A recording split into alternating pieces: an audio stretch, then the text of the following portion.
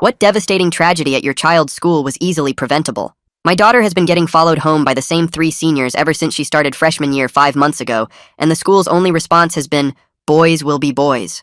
Well, last Monday I was eating lunch at work when I got a series of frantic texts from Lila. They're in the girls' bathroom. They're trying to climb into my stall. Please help Dad. I'm so scared. I knocked my chair over getting up. Phone already dialing the school as I sprinted through the parking lot. Secretary's desk. How can... My daughter is in the bathroom. 3 seniors are climbing into her stall. The secretary paused. Which bathroom? I put the key in and started speeding immediately. 3rd floor, I think. I don't know. Just find her. The secretary wasn't speaking. Her name is Lila Clarks. They're attacking her right now. Sir, she started. Unfortunately, the rules state I cannot leave my secretary desk unattended, and the principal is unavailable on her lunch break right now. I practically screamed this next part into my phone. Are you stupid? What are you talking about? Go to the bathroom now. Sir, she said like she was talking to a child. Please refrain from using vulgar language. They're climbing into my daughter's stall. I'll make a note for when the principal returns. I hung up, realizing I was dealing with a human robot. Lila hadn't texted in 4 minutes now. 8 minutes later, I abandoned my car sideways in the bus lane and sprinted through the front doors of the school. The secretary looked up from her computer, mouth opening to speak about sign-in procedures, but I was already past her. I ran to that bathroom faster than I'd ever ran in my life, but when I got to it and went to open it, my worst nightmare came true. It was locked from the inside. The boys must have gotten the keys to deliberately do this. I pressed my ear against the door, and I could hear them in there with her.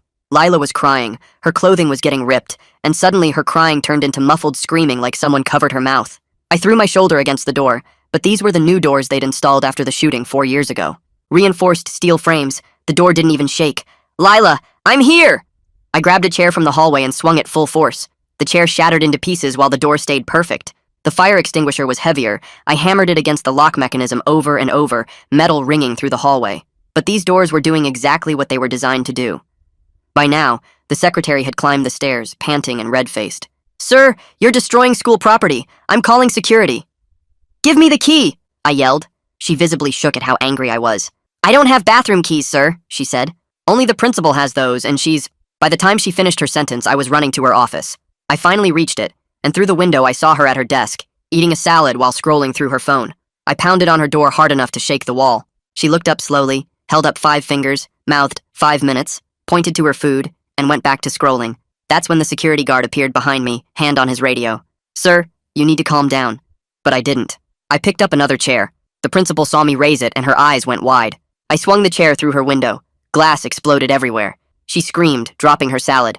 I reached through, unlocked her door from inside, blood from the glass cuts dripping on her carpet. Sir, stop! The security guard grabbed my arm, but I shoved him off and went straight for her desk, yanking open drawers until I found the key ring. You're insane! The principal shrieked. I'm calling the police! I ran back to the bathroom, keys jangling, leaving bloody handprints on the walls. But when I got there, the door was already open. The boys were gone, and my dear Lila was curled on the floor. Her skirt torn, her lips bruised, her hair covered in white sticky liquid, and her shirt unbuttoned and bra torn. I immediately pulled out my phone to call 911, kneeling beside Lila, taking off my jacket to wrap around her when the principal rushed in with the security guard. You assaulted me! The principal's voice was shrill. Jim, he could have killed me with that chair! I was talking to the dispatcher, one hand holding the phone, the other stroking Lila's cheek as she choked out blood and tears. The principal kept going, pacing now, gesturing wildly. You've traumatized my entire staff. She pulled out her own phone. Every student on this floor saw you acting like a maniac. That's 200 children who'll need counseling. The security guard was filming everything. This is going to be on the news, the principal continued, now talking to someone on her phone. A parent going psychotic, destroying property, creating an unsafe learning environment. Our insurance doesn't cover parental attacks. The superintendent is going to... Yes, hello? She suddenly interrupted herself. We have a violent intruder who threatened me with a weapon. She gave my physical description and described the premeditated assault. She never mentioned the 3 boys or why I did what I did. When the police arrived 4 minutes later, she pointed at me first. That's him, the one who attacked me. 2 officers moved toward me while 2 more pushed past to get to Lila. The first officer put his hand on my shoulder and started guiding me away from my daughter. I tried to explain about the 3 boys, but he just said we'd talk at the station.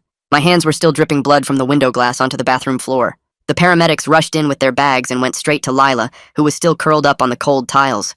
They started checking her over, and one of them called for a gurney while I watched from the doorway with the officer's hand still on my shoulder. The principal was already talking loudly to another officer about how I'd gone crazy and attacked her office. She kept pointing at me and using words like violent and unstable, while Jim held up his phone to show the video he'd taken. Nobody asked about the 3 boys or why I'd been trying to get into this bathroom in the first place. The paramedics lifted Lila onto the gurney and covered her with a white sheet while she kept her eyes closed tight. I moved to follow them, but the officer blocked my path. He told me I was detained for assault and destruction of property. I watched them wheel my daughter down the hallway while I stood there helpless.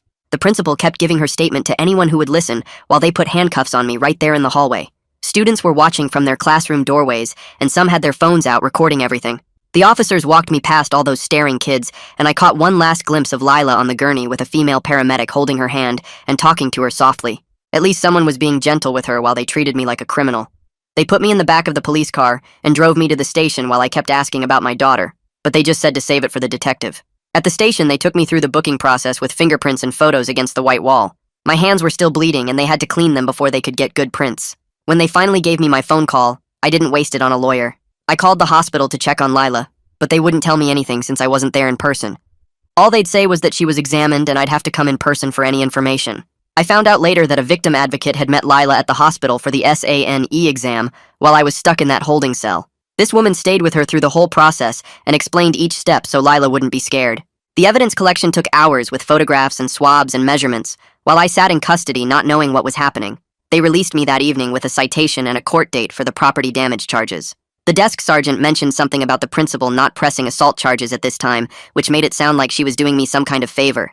I practically ran to my car in the station parking lot and drove straight to the hospital. I found Lila in a room on the 3rd floor all cleaned up, but her eyes looked empty, and she flinched when I moved too fast toward her bed. She whispered that I shouldn't touch her, but please don't leave either. I pulled the chair close to her bed so she'd know I was there, but gave her the space she needed. We sat there for a while without talking, until Detective Paula Norris showed up with her notebook. She interviewed us separately, starting with me in the hallway while a nurse stayed with Lila.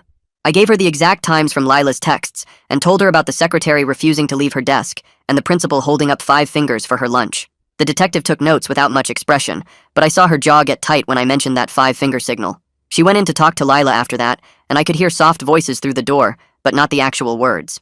The hospital discharge planner came by with a stack of pamphlets about trauma responses and therapy resources and what we should expect in the coming days. She talked about safety planning and follow-up appointments and gave us numbers to call if we needed help. My brain couldn't process all the information she was throwing at us about counseling and support groups and medical follow-ups. She kept talking about normal reactions to abnormal situations and how recovery isn't linear, and all these terms that just went over my head. All I could think about was getting Lila home and safe and figuring out how to deal with everything that had just happened to us. The discharge nurse wheeled Lila out to my car while I pulled it around to the emergency exit.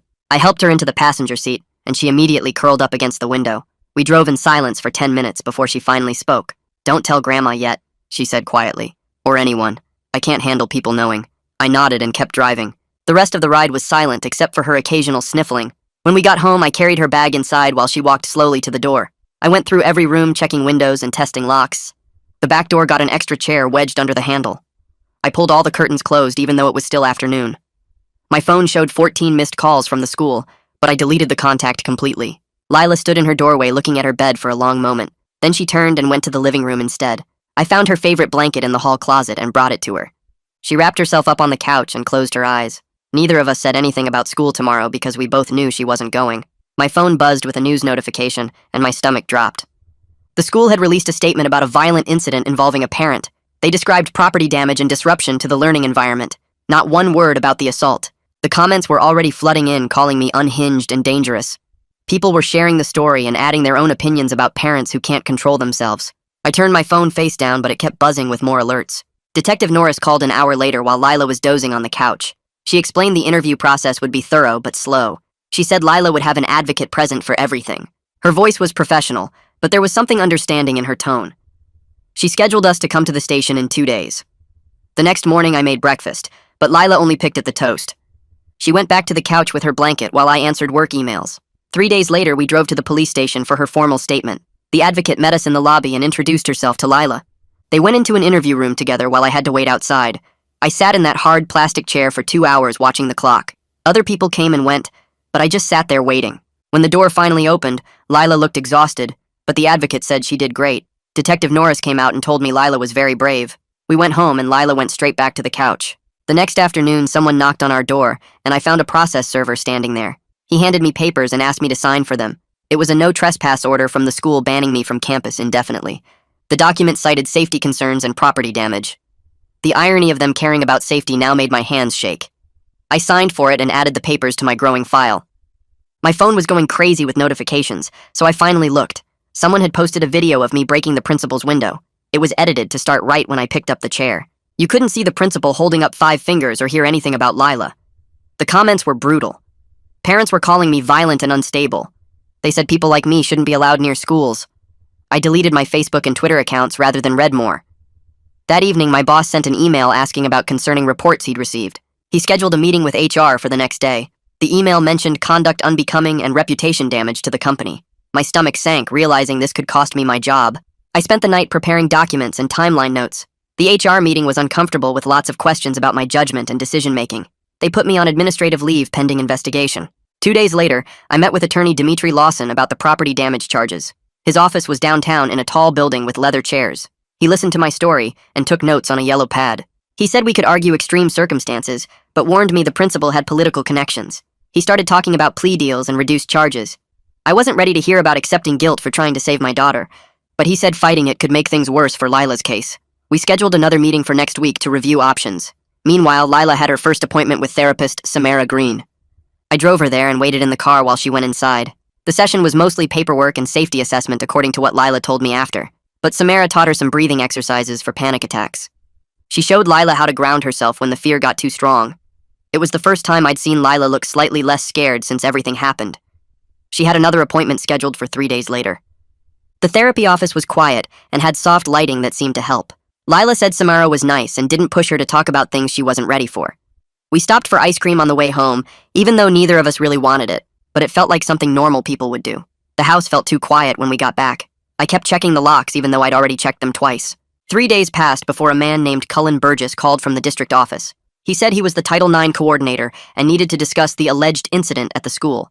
The way he kept saying alleged and reported made my stomach turn. I asked what they were doing to keep Lila safe right now. He told me everything had to follow proper process, and they couldn't rush to judgment. I hung up harder than I meant to. The next morning, the school sent certified letters saying the 3 boys couldn't contact or come near Lila. But that same afternoon, Lila's phone buzzed with an Instagram message from a fake account. "You ruined everything," was all it said. But we both knew who sent it. I took screenshots of everything, including the account details and timestamp. Lila's hands shook for the rest of the day, even after I forwarded everything to Detective Norris. She called back 2 hours later with the first good news we'd gotten. The school had security cameras in the hallway near that bathroom, and she'd gotten the footage. You could see all 3 boys going into the bathroom area, right when Lila's text to me started. The timestamp showed this was happening while the principal was still at her desk eating lunch. This proved she could have helped, but chose not to. Detective Norris also got all the phone records from that day. Every single text Lila sent me was there with exact times. My call to the school at 12:47 was logged. The secretary's call to security about property damage came at 1:03, but she never mentioned anything about a student being attacked. Each piece of evidence made our timeline stronger. The detective said this pattern of documentation would help our case. Then the SANE nurse's report came in, and I had to run to the bathroom to throw up. The clinical words describing what happened to my daughter were worse than any nightmare. But Detective Norris said this medical evidence moved everything forward in a big way. I tried signing up to speak at the next school board meeting, but the woman on the phone said I couldn't talk about specific student matters in public comment. I started writing remarks about general safety protocols instead. I had to stay calm and strategic, even though I wanted to scream about what they'd done. A reporter from the local paper emailed, asking if we wanted to tell our side after seeing the viral video. I wrote back saying no, but gave them Detective Norris's contact information. Maybe media pressure would make the district actually do something. Detective Norris called again with more news. The custodian who cleaned that bathroom area had come to her quietly. He'd seen those 3 boys hanging around that morning and noticed they had keys they shouldn't have. He was scared to say anything publicly, but agreed to give a sworn statement about what he saw. Then Dimitri called with bad news. The principal had filed for a restraining order against me, saying she feared for her safety. He said this was just a tactic to make me look dangerous before Lila's case went anywhere. We'd have to go to court next week to fight it. After 2 weeks, Lila wanted to try going back to the school for just 1 class. The counselor said this was a good step. I drove her there and walked her to the building. She made it to the hallway outside her math class. Then she smelled something and froze completely. It was the same cologne one of the boys always wore. She couldn't breathe and started crying. I got her out of there as fast as I could. She sobbed the whole drive home, saying she was sorry for being weak. The counselor called later and said setbacks were normal, but it felt like we were moving backward. That night, I sat at the kitchen table going through all the evidence we'd collected so far. Phone records and timestamps and medical reports and witness statements. Each piece told part of the story of what really happened that day. The school kept saying they were investigating, but nothing seemed to change. Those boys were still walking around free while my daughter couldn't even walk down a hallway. The district sent another letter about their ongoing review of policies, but it was all empty words. They wanted this to go away quietly, but I wasn't going to let that happen. Every day brought some new piece of bureaucracy or legal paperwork, court dates for the restraining order and meetings with lawyers and forms to fill out. All while Lila stayed home trying to heal from what they did to her. The system that was supposed to protect her had failed completely, and now we had to fight it just to get basic justice. 3 days later, Dimitri called me at work and said the DA wanted to meet about my property damage charges. I drove to his office and he explained they were offering a plea deal for misdemeanor property damage with probation and paying for the principal's window. He thought I should take it because fighting the charges could complicate Lila's case and make me look unstable in court. My gut wanted to fight because I had a good reason for what I did, but Dimitri kept saying Lila needed stability more than I needed to prove a point. I signed the papers even though it felt wrong admitting guilt for trying to save my daughter. The next morning, Cullen Burgess from the district called about interim safety measures for when Lila returned to the school. They offered schedule changes so she wouldn't see those boys and an adult escort between classes and access to a private bathroom. I wrote down every gap in their plan, like what happens during fire drills or assemblies or if the escort was absent. Burgess kept saying it was the best they could do while still investigating, but their best wasn't good enough to protect her before, so why would it be enough now? 2 days later, I was loading groceries into my car at the store when someone called my name. I turned and saw a man in a suit walking toward me fast. He said he was one of the boys' fathers, and I was ruining his son's future over teenage mistakes that got blown out of proportion. I kept loading my groceries and didn't respond, but he followed me around my car saying his son was losing his college scholarships and getting death threats online. He threatened to sue me for defamation if I didn't make Lila drop the charges. I got in my car and started it, but he kept talking through my window about how boys do stupid things sometimes, and we were destroying his family. My dash cam was recording everything, including when he said his son might have gotten carried away, but didn't mean any real harm. I drove off while he was still talking, and saved that video file immediately. That afternoon, the district sent out an email to all parents calling the incident a student conflict that was addressed through proper channels. They praised their quick response and commitment to student safety without mentioning the assault, or that I had to break a window to get help. I started writing a response listing the actual timeline with every text and phone call and how long each person took to respond or not respond. I included the secretary refusing to leave her desk and the principal holding up 5 fingers for her lunch and the 3 boys having keys they shouldn't have had. Dimitri reviewed my draft and made me take out the parts calling them incompetent and negligent, even though that's exactly what they were. Detective Norris called that evening with an update on her investigation. She'd interviewed all 3 boys separately over the past 2 days, and their stories were completely different. One claimed he was never in that bathroom at all. Another said Lila invited them in and everything was consensual. The third admitted being there but said the other 2 forced him to watch and he didn't touch her. Their parents had hired lawyers who were now trying to coordinate their stories, but it was too late because Norris already had their first statements recorded. She said the contradictions actually helped our case because innocent people don't need to coordinate lies. A week later, someone knocked on our door at dinner time. 2 people from Child Protective Services stood there with clipboards saying they needed to do a mandatory home visit because the case involved a minor. They walked through our house checking if Lila had a safe bedroom and enough food, and if I seemed stable enough to care for her. It felt humiliating having strangers judge our home, but the caseworker actually gave us helpful resources for trauma counseling and victim compensation funds. They determined Lila was safe, but kept the case open to provide ongoing support services. 3 weeks into therapy with Samara, something amazing happened. Lila slept through the entire night without waking up screaming or crying. She'd been using the grounding techniques Samara taught her, like naming 5 things she could see, and 4 she could hear, and 3 she could touch. That morning, she came downstairs looking rested for the first time since the attack. We celebrated quietly with her favorite blueberry pancakes and didn't talk about why it was special, but we both knew this was huge. Detective Norris had been busy with subpoenas and called with big news. She got the principal's phone records from that day, showing multiple calls coming in during her lunch break that she didn't answer. The records proved she was lying about not knowing there was an emergency.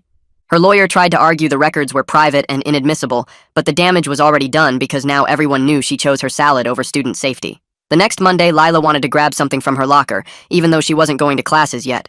We went early before school started, and when she opened her locker, a piece of paper fell out. Someone had written that she was a lying whore who was ruining good kids' lives. She started shaking and couldn't breathe.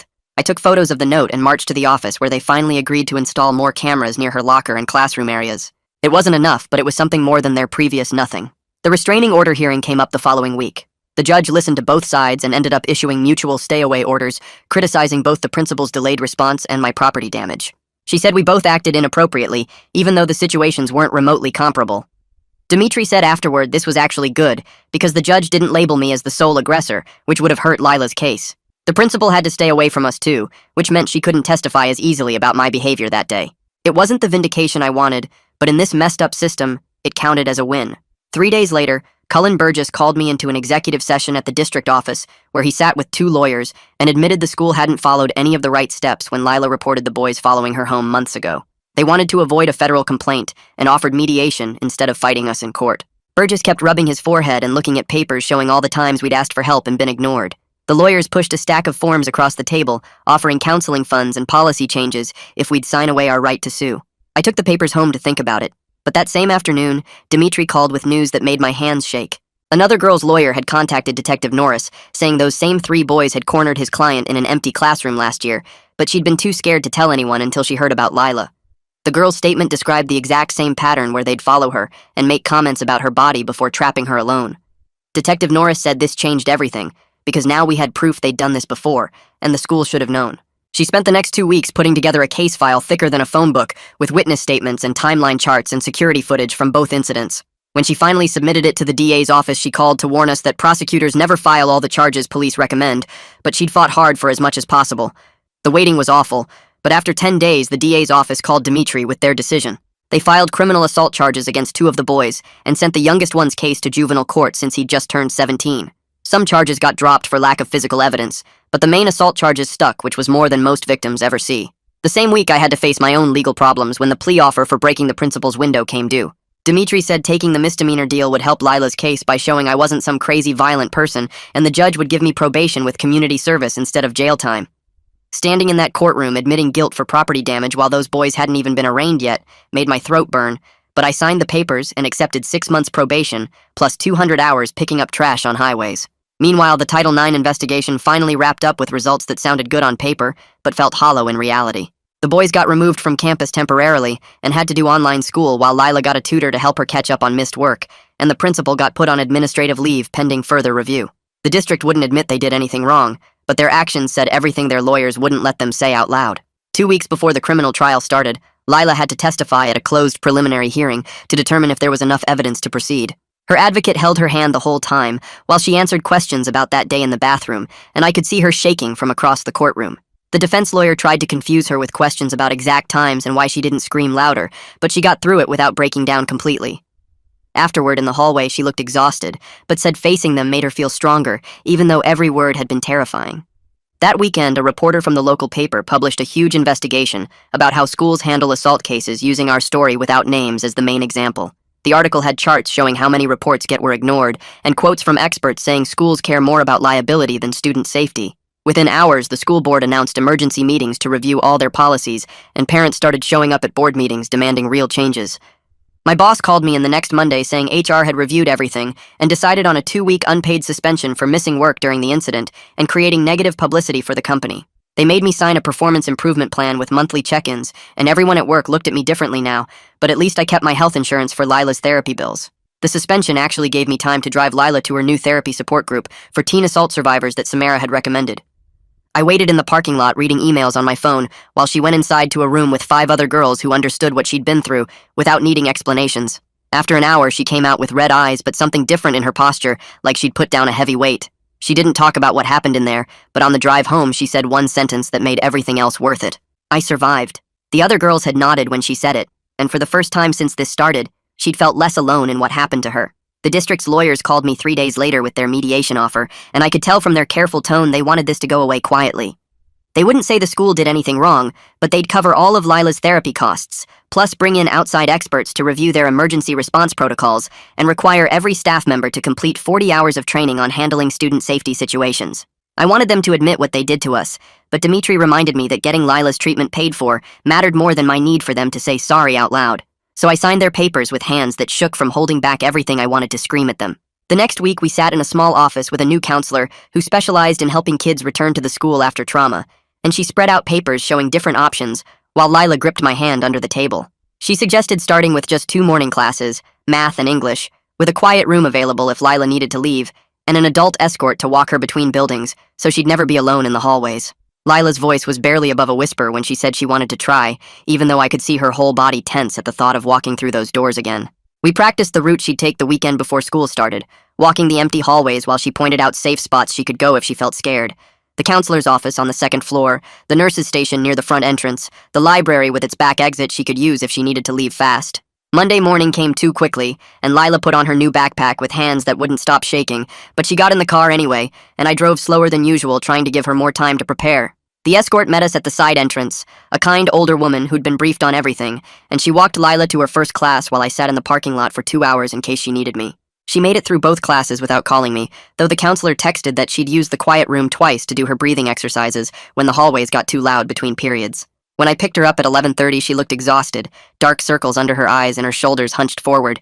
But there was something else there too, a tiny spark of pride that she'd done it. We went straight to the ice cream shop even though it was barely noon, and she got 3 scoops of different flavors, while I got my usual vanilla, and we sat outside eating slowly while she told me about how her English teacher had welcomed her back without making a big deal about where she'd been. 3 weeks into this new routine, I got an email from the district announcing personnel changes, and buried in the middle was one line about the principal being reassigned to a curriculum development position at the district office starting immediately. The teachers' union had protected her from being fired completely, but at least she wouldn't be around kids anymore, stuck in some windowless office reviewing textbooks instead of ignoring students in crisis. Dimitri called that same afternoon with news about the boys' cases moving forward and said the youngest one's lawyer wanted to meet about a possible plea deal that would include court-ordered treatment and permanent restraining orders that would follow him even after he turned 18. The other 2 were still fighting the charges, their expensive lawyers filing motion after motion, trying to get evidence thrown out. But the one taking the deal would have to allocate what happened as part of his plea, which would make the other cases stronger. Lila listened when I told her about it after dinner, and nodded slowly before saying she felt a little safer, knowing at least one of them admitted what they did, even if it was just to get a lighter sentence. Saturday morning we went to the garden center, and Lila picked out a small oak tree, running her fingers over its thin trunk, while I loaded bags of soil and mulch into the cart. We dug the hole together in the backyard's corner where it would get morning sun, neither of us talking about what it meant or represented, just focusing on making sure the hole was deep enough and the roots had room to spread.